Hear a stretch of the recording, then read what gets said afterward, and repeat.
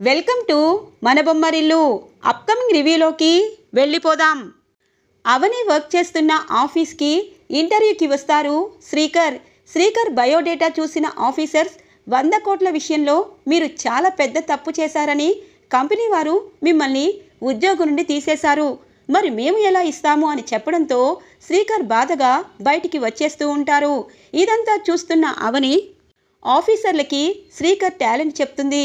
మీరు రికమెండేషన్ చేస్తే తన్ని ఖచ్చితంగా ఇక్కడ ఉద్యోగం ఇస్తాము అని చెప్పడంతో పరుగున అవని శ్రీకర్ని లోపలికి తీసుకువెళ్తుంది. అవనిని చూసిన శ్రీకర్, నీ రికమెండేషన్స్ నాకు అవసరం లేదు, నా టాలెంట్ చూసి నాకు ఉద్యోగం రావాలి, అయినా నిన్ను చూడకూడదు, నిన్ను కలవకూడదు, నీ పేరు ఎత్తకూడదు అని అనుకుంటున్నాను. అలాంటిది నువ్వు రికమెండేషన్ చేస్తే నేను ఈ జాబ్లో వర్క్ చేయడం ఏంటి అని చెప్పి అక్కడి నుండి కోపంగా వెళ్ళిపోతారు శ్రీకర్. అవని చాలా బాధపడుతూ ఉంటుంది. ఎందుకు బావా, ఏ భార్య రికమెండేషన్ భర్తకి చేయకూడదా? ఎందుకు బావా నన్ను ఇంతగా తీసి పారేస్తున్నావు? ఉద్యోగం పురుష లక్షణం అంటారు. ఎన్ని వేల కోట్ల డబ్బులున్నా చాలామంది ఉద్యోగం ఎందుకు చేస్తారు బావా? మీ టాలెంట్ తెలియాలి అంటే మీరు ఉద్యోగం చేయాలి, కానీ మొండి పట్టుదలతో నేనిక్కడ ఉద్యోగం చేస్తున్నానని మీరు కాదంటున్నారు అని చెప్పి అవని పాపం చాలా బాధపడుతూ ఉంటుంది. ఇది ఇలా ఉండగా అర్చన చాలా బాధపడుతూ, అమ్మ, తాళపత్ర గంధాల్లో ఖచ్చితంగా రాసింది జరుగుతుందని చెప్పాను, నువ్వు జాగ్రత్తగా ఉండాలి, అయినా ఒక్కసారి అన్నపూర్ణాదేవి అమ్మవారిని చూసి రావాలి అని చెప్పి పాపం సుజాత అలాగే నరసింహ దగ్గరికి వస్తుంది. అర్చన నువ్వా? ఏంటమ్మా ఈ టైంలో వచ్చావు?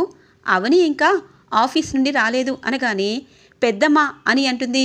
నువ్వు నన్ను పెద్దమ్మ అన్నావా అనగానే, అంటే అవని గారి అక్క కదా అనగానే, అచ్చం మా అక్షయ్ పిలిచినట్టే అనిపించింది, రా అని చెప్పి లోపలికి తీసుకువెళ్తుంది సుజాత.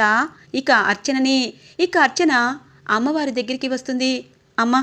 అమ్మ నాన్న కలుస్తారని నాకు ఈ రూపం ఇచ్చావు, కానీ ఇప్పుడు అమ్మకి ప్రమాదం ఉందని కూడా నాకు తెలిసేలా చేశావు. ఎలాగమ్మా?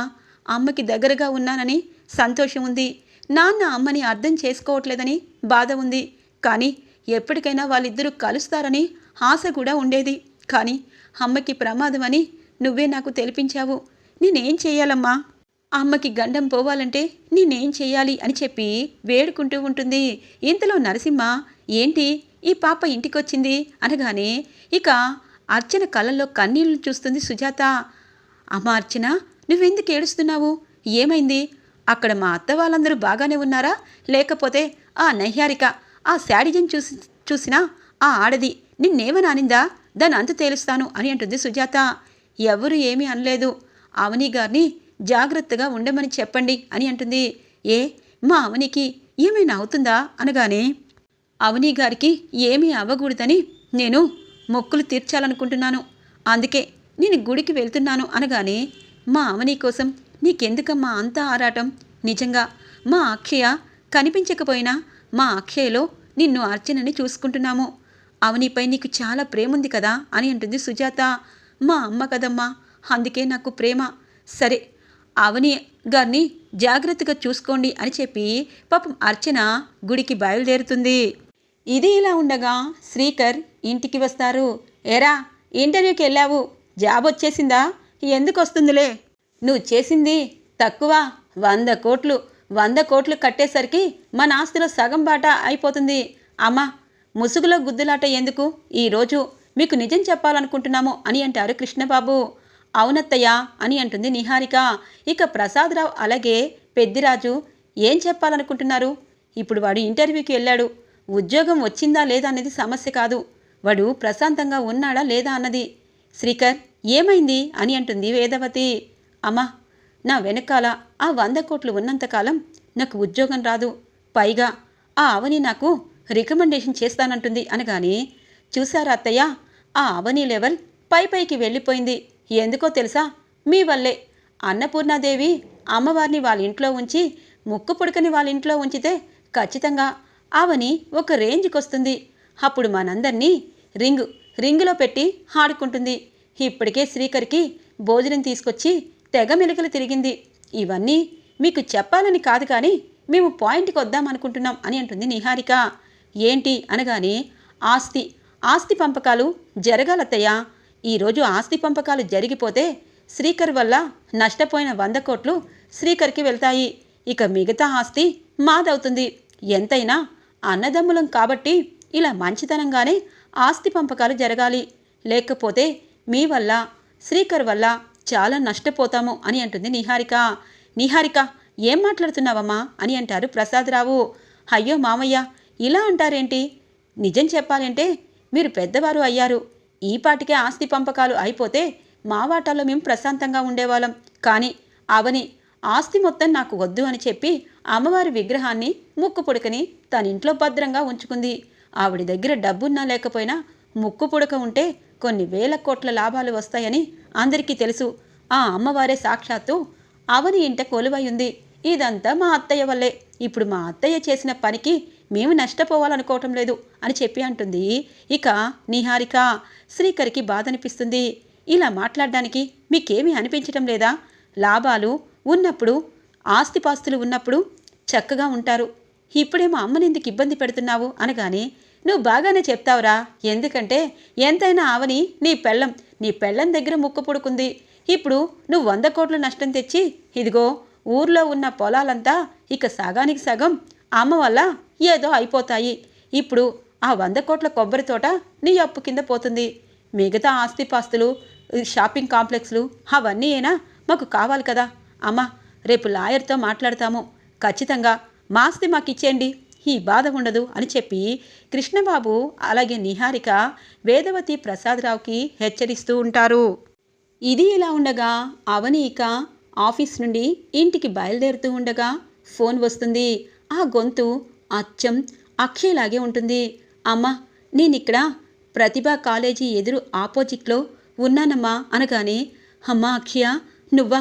నా తల్లి, నా బంగారం, నువ్వు ఎప్పుడెప్పుడు నా ఇంటికి వస్తావా అని ఎదురు చూస్తున్నాను. నీ చల్లని గొంతు విన్నాక నా ప్రాణం లేచి వచ్చింది అని చెప్పి అవని ఇక ఒక ప్లేస్కి చేరుకుంటుంది.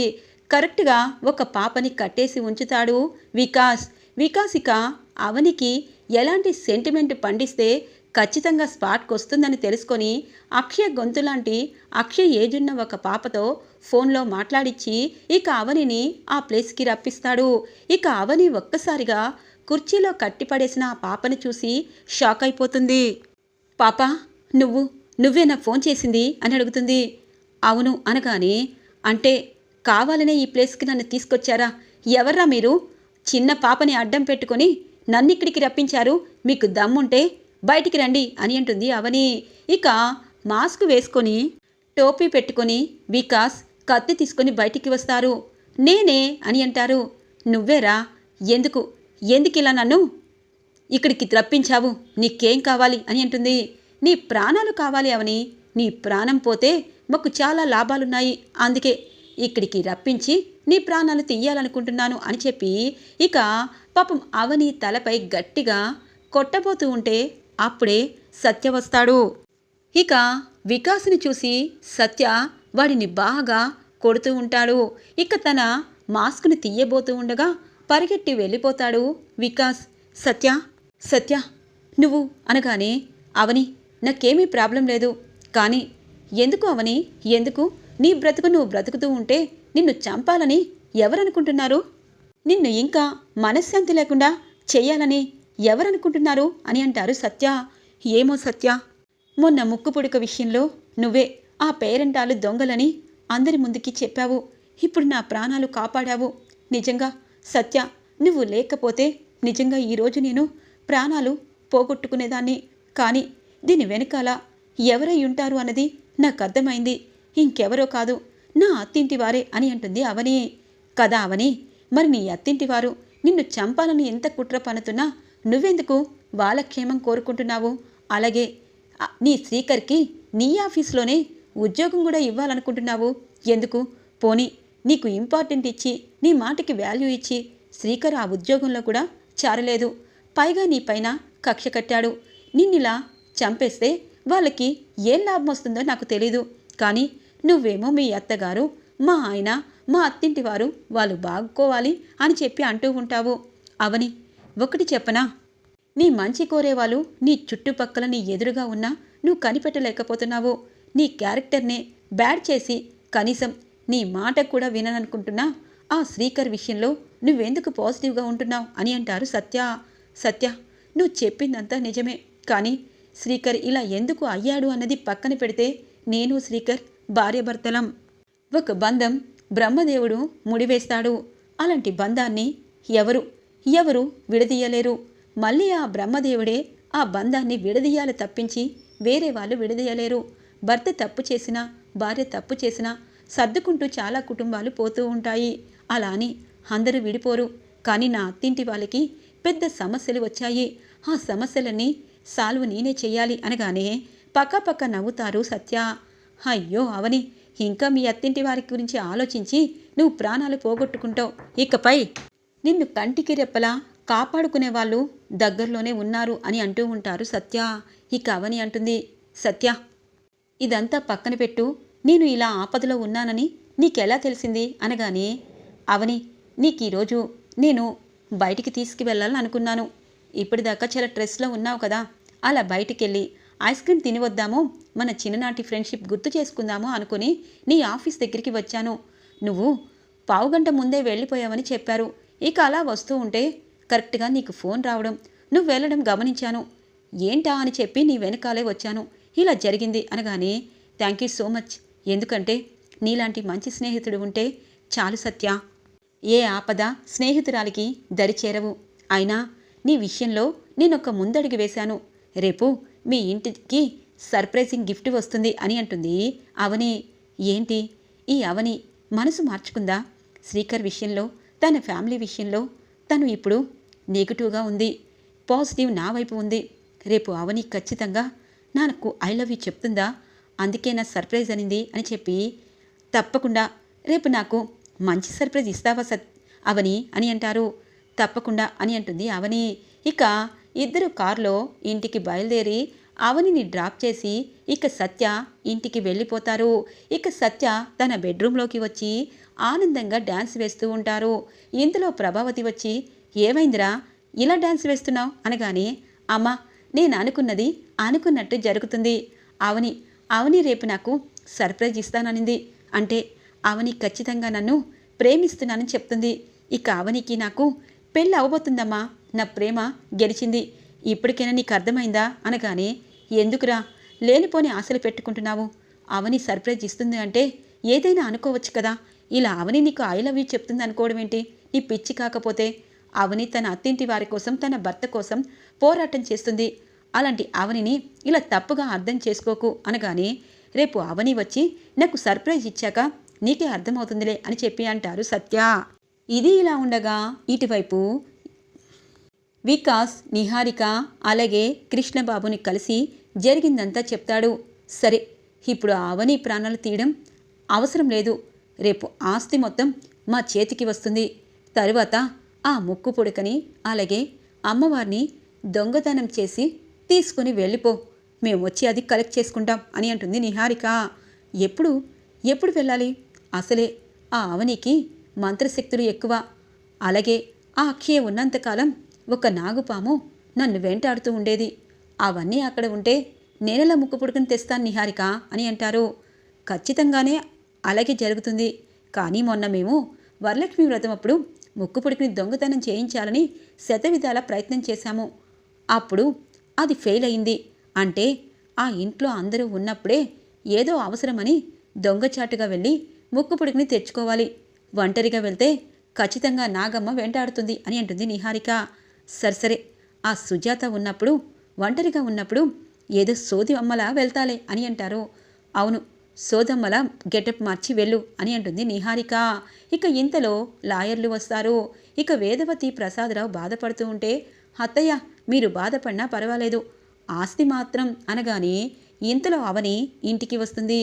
ఏంటి జుత్తులు మారినక్క, ఆస్తి పంపకాలు చేయాలని అంటున్నావంట కదా అనగానే, నీకెవరు చెప్పారు అనగానే, ఎవరు చెప్పాల్సిన అవసరం లేదు, నాకు నేనే తెలుసుకుంటాను. సరే, ఇంతకీ నువ్వు ఈ ఆస్తి మొత్తం తీసుకోవాలనుకుంటున్నావు ఏంటత్తయ్యా? ఎప్పటికైనా ఇదిగో ఈ నిహారిక నిజస్వరూపం తెలుసుకోలేదా? ఆస్తి కోసం ప్రేమగా నటిస్తుంది, ఆస్తి కోసం బంధాలను విడదీస్తుంది. ఆస్తి కోసం ఏదైనా చేస్తుంది ఈ జిత్తుల మారినక్క. ఇంకా మీరు దీని మాటలు వింటూ నన్ను అవమానిస్తూ మీ కొడుక్కి మంచి ఉద్యోగం చూపించినా నా ముఖమే చూడకూడదని నిర్ణయించుకున్నా మిమ్మల్ని నేను ఎలా మార్చగలను అనగానే, నువ్వు మాకేమీ చెప్పాల్సిన అవసరం లేదు అనగానే, నేను చెప్పవలసిన అవసరం లేదు అనడానికి మీరెవరత్తయ్యా? ఇది నా అత్తింటి కుటుంబం, నా మేనమామ మేనత్త. వాళ్ళిద్దరూ బాధపడుతూ అలాగే నా బావ బాధపడుతూ ఉన్న ఈ ఇల్లు నా అత్తిల్లు. నా అత్తిల్లు అప్పుల ఊబిలో అలాగే కష్టాల కళ్ళలో వెళ్ళిపోతూ ఉంటే ఒక కోడలిగా నేను చూస్తూ ఊరుకోవడం అవివేకం. అందుకే అమ్మవారి విగ్రహాన్ని మీరు తాకలేకపోయారు, మీరు ఆ అమ్మవారి విగ్రహాన్ని ఎత్తలేకపోయారు. నేను ఆ అమ్మవారి విగ్రహాన్ని నా అత్తింట్లో ప్రతిష్ఠిస్తాను, మళ్ళీ పూర్వ వైభవం తీసుకొస్తాను అనగానే, ఏం మాట్లాడుతున్నావు అని అంటారు. చూడు బావా, మొండితనంతో ఇంకా ఇంకా కష్టాలు కొని తెచ్చిపోబాకు. రేపు భాద్రపద శుద్ధ చవితి, తరువాత పంచమి వస్తుంది. అమ్మవారిని మళ్ళీ మా అత్తింటికి తీసుకొస్తాను అని చెప్పి అంటుంది అవని. నిహారిక కృష్ణబాబు కుళ్ళుకుంటూ ఏమీ చెప్పలేక అలాగే ఉండిపోతారు. ఇక లాయర్ని బయటికి పంపించేస్తుంది అవని. ఇది ఇలా ఉండగా ఇటువైపు సత్య ఎదురు చూస్తూ ఉంటారు అవని సర్ప్రైజ్ కోసం. ఇక చక్కగా ముస్తాబయ్యి అవని వస్తుందా అని ఎదురు చూస్తూ ఉంటారు. వాళ్ళమ్మ లోపలే నవ్వుకుంటూ ఉంటుంది. ఇంతలో అవని ఒక అందమైన అమ్మాయిని ఇంటికి తీసుకుని వస్తుంది. వాళ్ళ అమ్మా నాన్న కూడా ఇంటికి వస్తారు.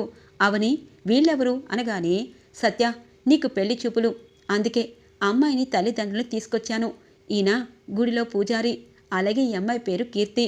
నిన్ను చాలా ఇష్టపడుతుంది చాలా రోజుల నుండి. నీకు ఈ విషయం చెప్పాలంటే నాకు టైం లేదు, అందుకే ఇలా నేను సర్ప్రైజ్గా నీకు కాబోయే భార్యని తీసుకొచ్చాను. నువ్వేమీ ఫీల్ అవ్వద్దు భార్య అన్నానని అనగానే ఇక ప్రభావతి ఒక్కసారిగా నవ్వాపుకోలేక, అమ్మా అవని, మా వాడికి మంచి సంబంధం తీసుకొచ్చావా అనగానే, అమ్మా నాకు ఈ పెళ్ళి ఇష్టం లేదు అని అంటారు. సత్య, అలా అంటావేంటి? భార్యాభర్తల బంధం చాలా గొప్పది. ఈ అమ్మాయిని నువ్వు పెళ్లి చేసుకుంటే భర్త భార్యలు చాలా హ్యాపీగా ఉంటారు. నువ్వు ఆ అమ్మాయిని చూడు అనగానే, వద్దు అవని, వద్దు వద్దు అని చెప్పి లోపలికి వెళ్ళిపోతారు. అవని కరెక్ట్గా తన రూంలోకి వచ్చి అక్కడ అవని ఫోటోని చూసేస్తుంది. సత్య తన్ని ప్రేమిస్తున్నాడని అవని ఇక ఆ రూంలోకి వచ్చాక సత్య గోడ మీద రాసిన రాతలు, అవనిని ప్రేమగా మాట్లాడిన మాటలన్నీ చూస్తుంది. ఒక్కసారిగా అవనికి నిజం తెలిసిపోతుంది, సత్య తనని ప్రేమిస్తున్నాడని. ఈరోజు రివ్యూ ఇలా ఇంట్రెస్టింగ్గా ఎండ్ అవుతుంది ఫ్రెండ్స్. రాబోయే రివ్యూ కోసం మా ఛానల్ని సబ్స్క్రైబ్ చేసుకోండి. Thanks for watching friends.